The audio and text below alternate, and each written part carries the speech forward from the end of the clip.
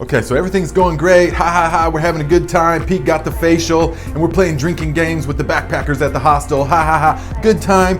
And then we get to Phnom Penh, and a dark cloud forms above us.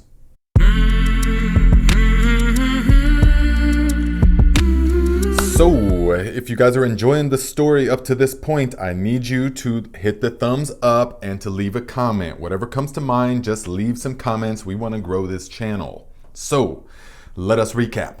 Up to this point in the story, I have just completed the first year of traveling in Asia. I have come back home to make some money and then take a motorcycle trip through Mexico and South America. But I got really depressed because of the reverse culture shock coming back after my first year in Asia.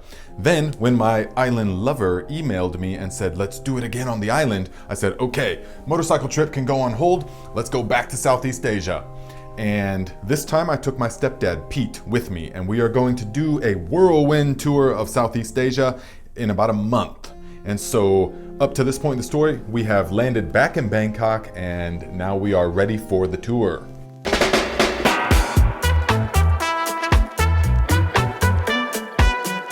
So guys, I hit the ground running, okay? This was a type of traveling that I had not done before. This is what we could say the tourist type traveling, where we had like an itinerary and we had sites that we wanted to see and we had like a schedule, that we had to keep to. That was totally foreign to the way that I was traveling before, with no plan, no onward plan, just kind of drifting around. This, we had to make it happen fast. And so, totally different kind of traveling, but it's equally as awesome. So bam, me and Pete take the train to Ayutthaya so that we can spend some time taking in the site of the ancient capital of Thailand. Before it was Bangkok, it was Ayutthaya way back in the day. We take a train and then a boat.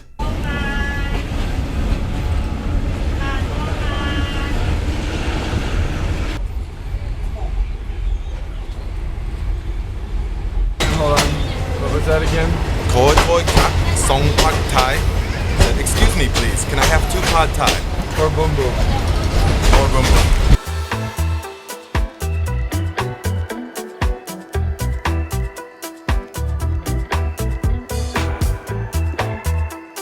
To get to the guest house, and the guest house had some bicycles. So for my first time, I was riding a bicycle through Southeast Asia, Thailand.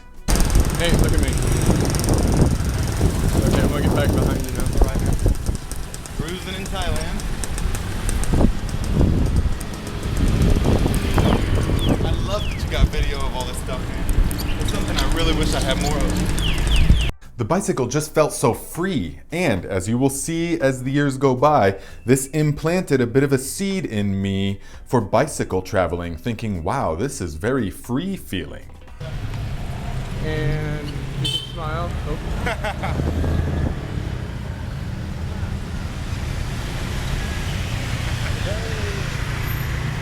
Check this out. When the invaders came way back in the day, like 900 years ago, and invaded and sacked the capital, Ayutthaya, what they did was they cut the heads off of all of the Buddha statues as a sign of disrespect to the religion of the people.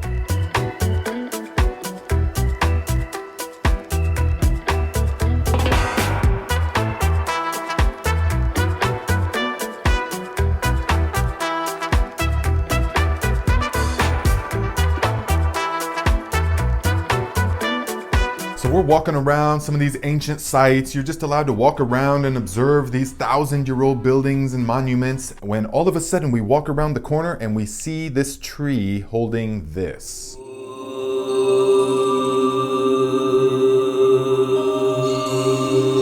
The invaders cut the head off the Buddha statue and let it fall, and then the tree grew up around it. So beautiful.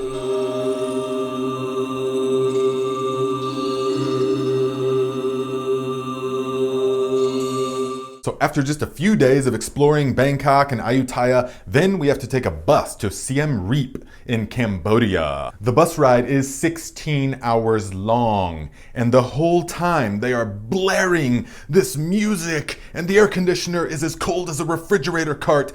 Classic Southeast Asian traveling.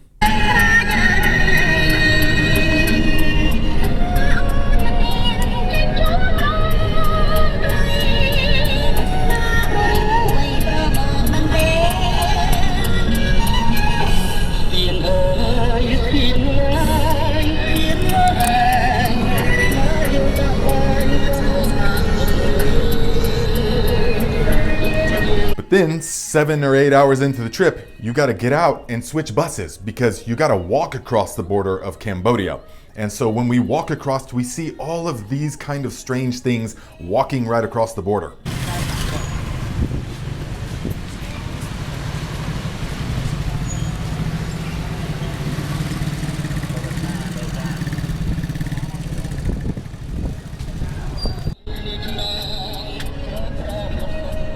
And guys, once we started getting into Cambodia, the amount of bikes became insane. Just bikes, bikes, bikes, people on bikes everywhere, non-stop.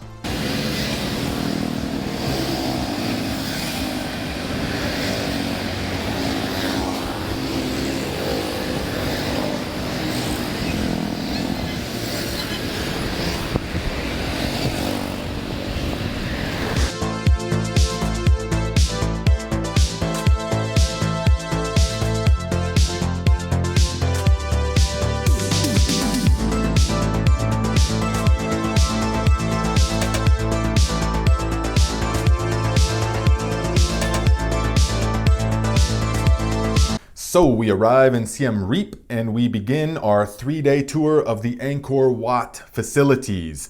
Now this thing is magnificent, and fortunately we found, or maybe he found us, a wonderful tour guide. Sophie was his name, and he took us around for several days and showed us this huge complex of ancient civilization.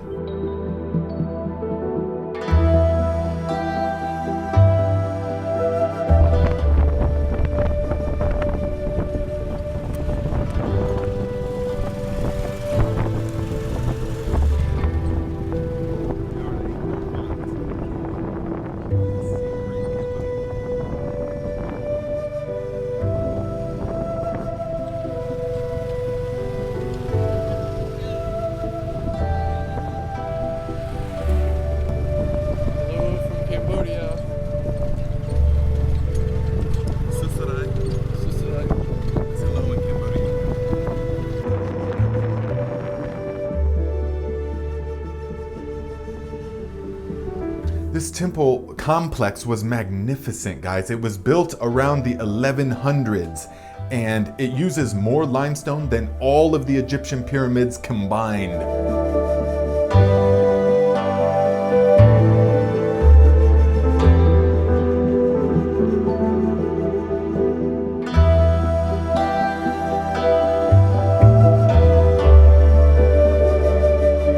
The most magical part to me was how the forest is reclaiming the whole thing. Look at this picture.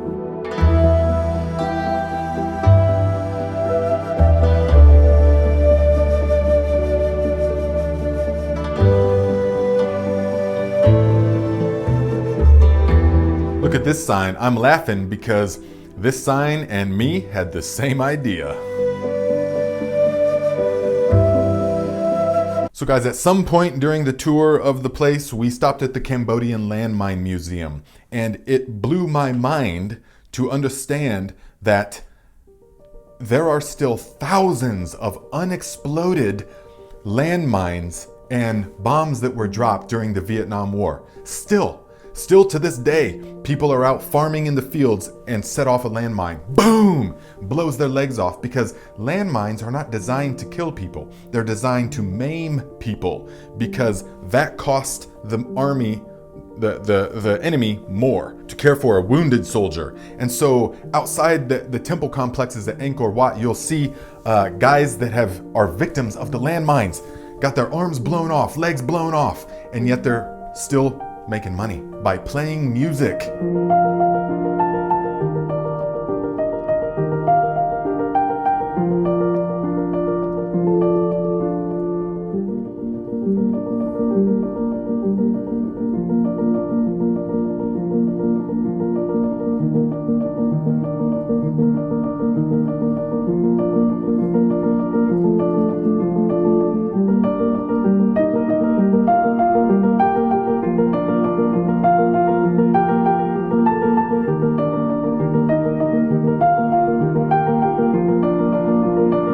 So, to conclude the whole thing, Pete felt like he wanted to get a refreshing shave, and so I went out and bought him a refreshing shave, but he didn't realize, maybe I planned it, I don't know, that I got him a classic facial because I thought it would be kind of funny.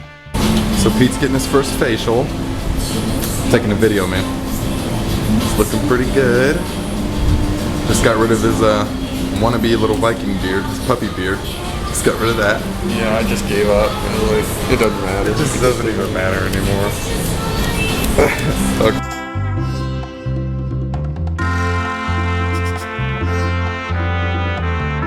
Okay, so everything's going great. Ha ha ha, we're having a good time. Pete got the facial, and we're playing drinking games with the backpackers at the hostel. Ha ha ha, good time. And then we get to Phnom Penh, and a dark cloud forms above us.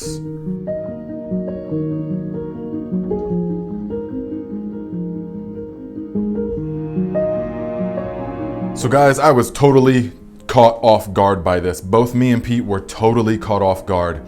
We went for just a casual tour of the killing fields of Cambodia. And as we approached the killing fields, a dark, demonic force came over the whole place. Very similar to what I had experienced several years before in the concentration camps in Europe. Please go back and watch that video. As we approached the killing fields, all the laughter stopped. All the joy was sucked out of the atmosphere. All the happiness was gone. And suddenly, here we are at a place that is scarred by the magnitude of what had taken place.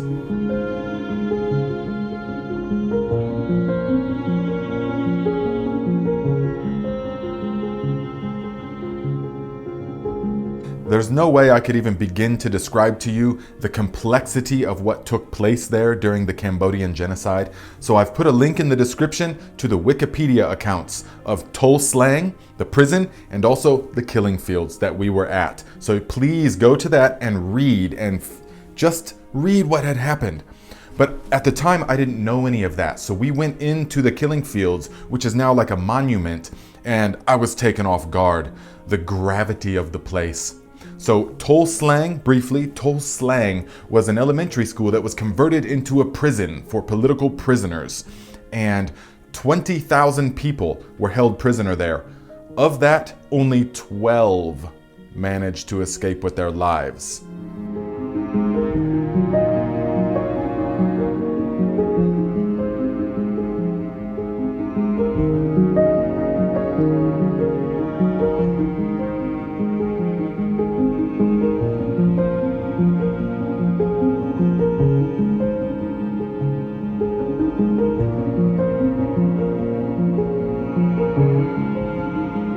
All of the other prisoners in that detainment camp were sent to the killing fields that were right down the road, a couple miles away. And when we got there, there's huge pits that they uncovered, thousands of human remains within these pits. They would execute the people, not even using bullets, using machetes and sharp sticks so that they could save on ammunition, and then chuck them into the pit. Over 2 million Cambodians were killed during the genocide. That was a quarter of the population. And what hit the hardest was when I went around the corner and I saw a tree, and there's a plaque and a monument next to the tree. This was the baby killing tree. What? Baby killing tree? You go up and you read it, and it says that the soldiers would take the babies from their mother and smash the head of the baby onto the tree, killing it, and then throw it, sometimes half dead, into the pit.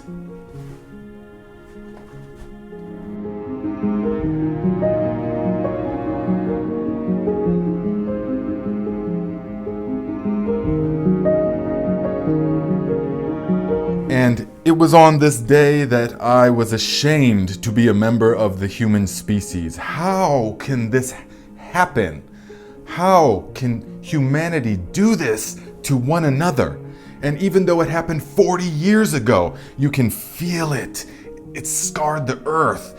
And as I went up to the monument and touched the wall of skulls that they uncovered, I wept, and a deep, profound sadness came over me.